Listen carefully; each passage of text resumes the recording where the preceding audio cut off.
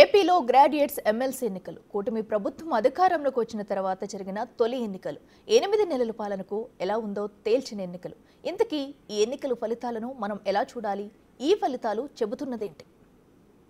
EVM అయినా ballot అయినా గెలుపు కూటమిదే.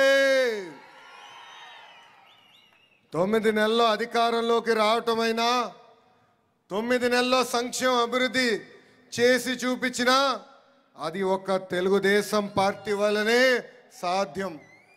ఆనాడు 9 నెలల్లోనే పార్టీ ఆవిర్భావం తర్వాత మొదటిసారి 5 గ్రాడ్యుయేట్ ఎమ్మెల్సీలు గాను 5 గ్రాడ్యుయేట్ ఎమ్మెల్సీలు తెలుగుదేశం పార్టీ కైవసం చేసుకుంది. గౌరవ అధ్యక్షుల వారితో చర్చించినప్పుడు గెలుపు కాదు, భారీ మెజారిటీతో గెలిస్తేనే ఇది ఒక గెలుపు అని ఆనాడు చెప్తాం జరిగింది.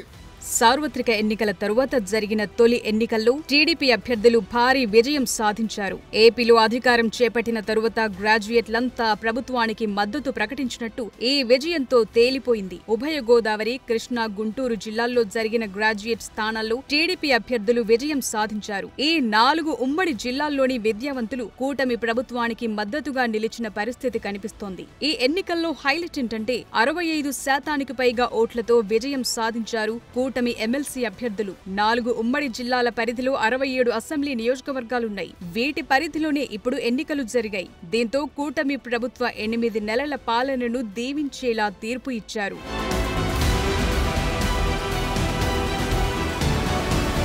2024 సాధారణ ఎన్నికల్లో 57% ఓట్ షేర్ సాధించి ప్రభుత్వాన్ని ఏర్పాటు చేస్తే నేడు అంతకు మించి 65% పైగా ఓట్ షేర్తో ఎమ్మెల్సీ ఎన్నికల్లో విజయం సాధించారు టీడీపీ అభ్యర్థులు. ఉమ్మడి కృష్ణా, గుంటూరు పట్టభద్రుల నియోజకవర్గానికి జరిగిన ఎన్నికల్లో కూటమి అభ్యర్థి ఆలపాటి రాజాకు 1,45,057 ఓట్లు పొంది మొత్తం ఓట్లలో 67.51% పైగా సాధించారు. 82,320 ఓట్ల భారీ మెజార్టీతో విజయం సాధించారు.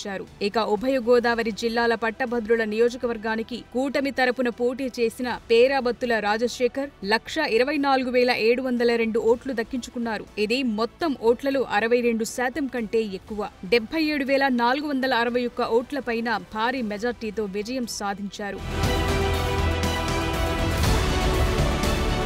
2024 సార్వత్రిక ఎన్నికల్లో ఉభయ గోదావరి జిల్లాల్లో 59.28% ఓట్ షేర్ రాగా ఎమ్మెల్సీ ఎన్నికల్లో మరింత పెరిగి 62.59% ఓట్ షేర్ వచ్చింది. ఇక కృష్ణా, గుంటూరు జిల్లాల్లో సార్వత్రిక ఎన్నికల సమయంలో 58.19% ఓట్ షేర్ రాగా ఎమ్మెల్సీ ఎన్నికల్లో భారీగా పెరిగి 67.51% ఓట్ షేర్ వచ్చింది. ఇక ఓవరాల్ గా చూస్తే ఈ 4 ఉమ్మడి జిల్లాల్లో సాధారణ ఎన్నికల్లో 58% ఓట్ షేర్ రాగా నేడు 65% ఓట్ షేర్ సాధించింది కూటమి. తాజా గెలుపుతో మొత్తం 5 పట్టభద్రుల ఎమ్మెల్సీ స్థానాలు 5 కూటమే దక్కించుకుంది.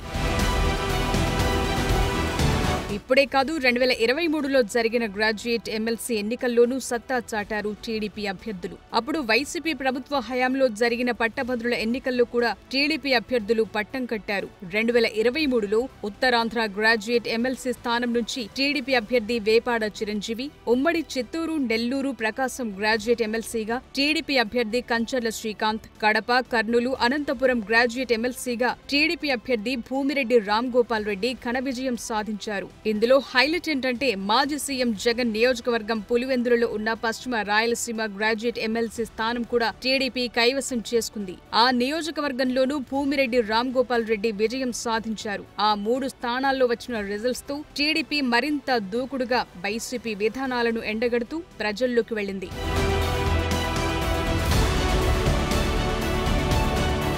అప్పుడు 2023లో 3, ఇప్పుడు 2025లో 2, మొత్తం 5 పట్టభద్రుల ఎమ్మెల్సీ స్థానాలు టీడీపీ ఖాతాలో వేసుకుంది. దీంతో విపక్షంలో ఉన్న, అధికార పక్షంలో ఉన్న చంద్రబాబు నాయకత్వంపై నమ్మకంతోనే టీడీపీ అభ్యర్థులకు పట్టభద్రులు మద్దతిచ్చారని తేలిపోయింది. చంద్రబాబు హయాంలో ఉపాధి, ఉద్యోగ అవకాశాలు మెరుగుపడతాయనే నమ్మకంతో గ్రాడ్యుయేట్లు ఉన్నారనటానికి ఈ రిజల్ట్స్ నిదర్శనంగా చెప్పుకోవచ్చు.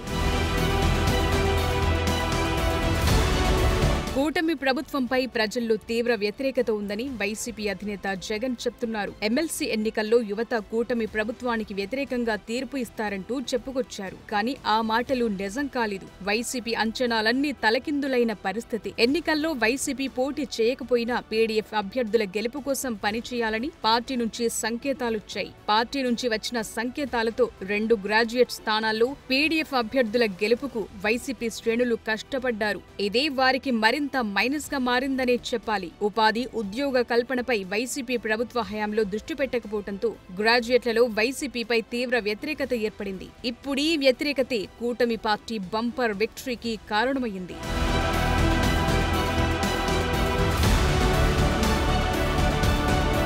ఓవరాల్ గా చూస్తే కూటమి ప్రభుత్వంపై గ్రాడ్యుయేట్లు పాజిటివ్ గా ఉన్నారని తేలిపోయింది. కూటమి ప్రభుత్వం అధికారంలోకి వచ్చిన తరువాత రాష్ట్రంలో ఐటీ పరిశ్రమల ఏర్పాటుపై ఫోకస్ పెట్టింది. పరిశ్రమలను తీసుకురావడంతో యువతకు ఉద్యోగ అవకాశాలను పెద్ద ఎత్తున కల్పించాలని కూటమి సర్కార్ అడుగులు వేస్తోంది. ప్రైవేట్ రంగంలో ఉద్యోగాల కల్పనతో పాటు మెగా డిఎస్సి వేస్తామని కూటమి ప్రభుత్వం ఇప్పటికే ప్రకటించింది. అందుకు తగ్గట్లుగానే డిఎస్సి ప్రక్రియను చేపట్టింది. వీటన్నింటినీ ఓ కంట గమనించిన పట్టభద్రులు కూటమి అభ్యర్థులకు ఓటు వేసినట్లు స్పష్టంగా కనిపిస్తోంది.